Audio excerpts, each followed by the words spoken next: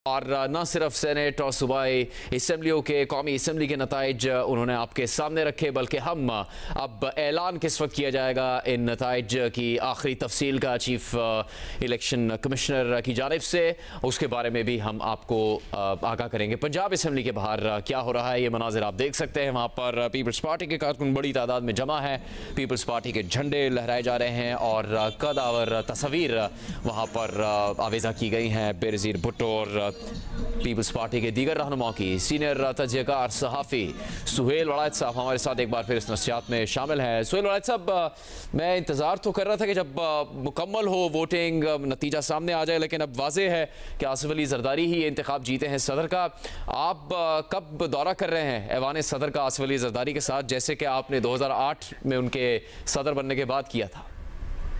इंशाल्लाह जी जरूर करेंगे। हम सदर पाकिस्तान के साथ करते हैं और जरदारी साहब खसूसी मेहरबानी करते हैं।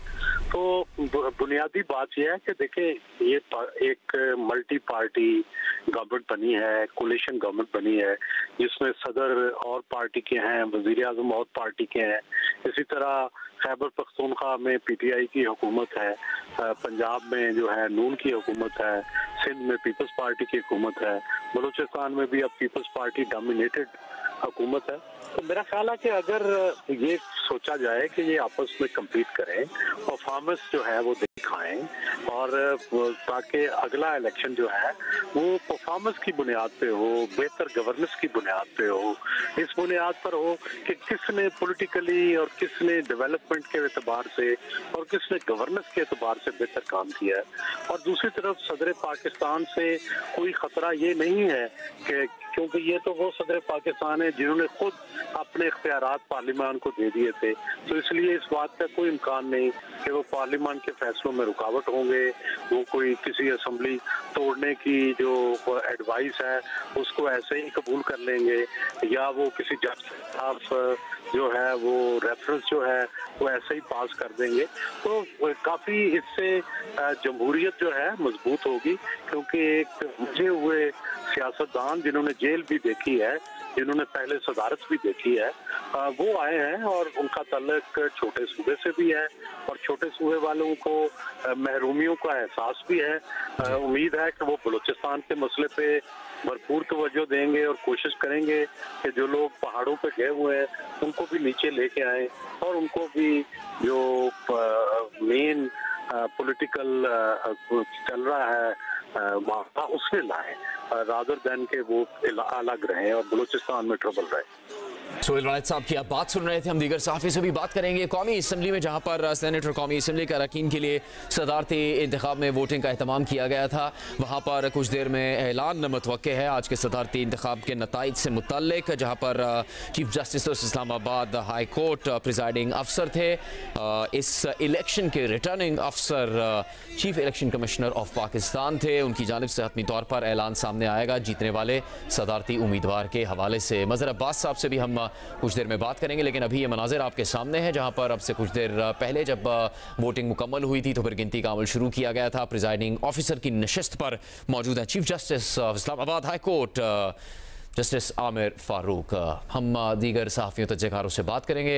मज़हर अब्बास साहब, अब वाज़ेह हो गया है कि आसिफ अली ज़रदारी फातह उम्मीदवार होंगे और वो कल इस मुल्क के 14वें सदर बन भी जाएंगे और ख़ुद वो दूसरी मरतबा सदर बनेंगे। हम अब तक बहुत सी चीज़ों के बारे में बात कर चुके हैं कि क्या कुछ सियासी माहौल में तब्दील हो सकता है। एक सवाल, आपको लगता है कि तहरीक इंसाफ के हवाले से जो उनके तहफ़्फ़ुज़ात हैं उनकी अजाले के लिए, उनकी बात सुने जाने के लिए पीपल्स पार्टी अपना किरदार अदा करेगी? आसिफ अली ज़रदारी की कोई ऐसी सोच होगी? देखिए, वो मसला बिल्कुल मुख्तलिफ है और उसका ज़ाहिर है उसका ताल्लुक ये है कि पाकिस्तान तहरीक इंसाफ इस पूरे इलेक्शन को ही, सिर्फ सदारती इलेक्शन नहीं बल्कि जो आम इंतखाबात हुए हैं उन पर भी उनके बड़े शदीद तहफ़्फ़ुज़ात हैं और बहुत से लोगों के तहफ़्फ़ुज़ात हैं जो अगर हम मुख्तलिफ रिपोर्ट देखें, जो NGOs की रिपोर्ट देखें, मुख्तलिफ फैफन की रिपोर्ट देखें, पिल्डैट की देखें, तो सब ने ही ये तहफ़्फ़ुज़ात का इजहार किया है। असल चीज़ ये है कि हमने माजी में भी देखा, 2018 में भी तहफ़्फ़ुज़ात थे, इस वक्त और ज़्यादा हो गए हैं। लोगों का ग्राउंड पे भी अगर आप जाके बात करें कि तो लोग ये इसी तरह की बातें करते हैं। असल चीज़ ये है कि क्या हम आगे बढ़ सकते हैं, क्या हम किसी एक ऐसी जो है वो कॉम्प्रोमाइज सिचुएशन पे आ सकते हैं कि जहां ये तय किया जाए कि इलेक्शंस को किस तरह साफ और शफाफ बनाया जाए, इलेक्शन कमीशन का रोल क्या होना चाहिए। क्या जरदारी साहब बहैसियत सदर तो नहीं, लेकिन चूंकि जाहिर है सदर की अपनी एक लिमिटेशंस हैं और सदर एक सिंबॉलिक फिगर जरूर है, एक फिगर हेड जरूर है, लेकिन बहैसियत सदर उनके पास कोई उस तरह के पावर्स नहीं है। अलबत्ता जिस पोजीशन पे जरदारी साहब हैं उस पोजीशन पर और माजी में जो उनका रहा है वो अगर वो ये काम करवा सकते हैं, कोई ब्रेक थ्रू करवा सकते हैं, तो ये उनका बहुत बड़ा काम होगा। क्या वो करवा सकते हैं, इस पे अभी बड़ी सवालिया निशान है।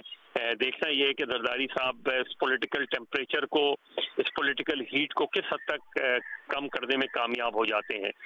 बाकी ये कि बाकी हुकूमत को किस तरीके से वो गाइड कर सकते हैं। जी मतलब साहब, हम इस ट्रांसमिशन को जारी रखेंगे। इस वक्त कौमी असम्बली के बराह रास्त मनाजिर देखिए जहां पर इस सिलेक्शन के प्रिजाइडिंग अफसर ऐलान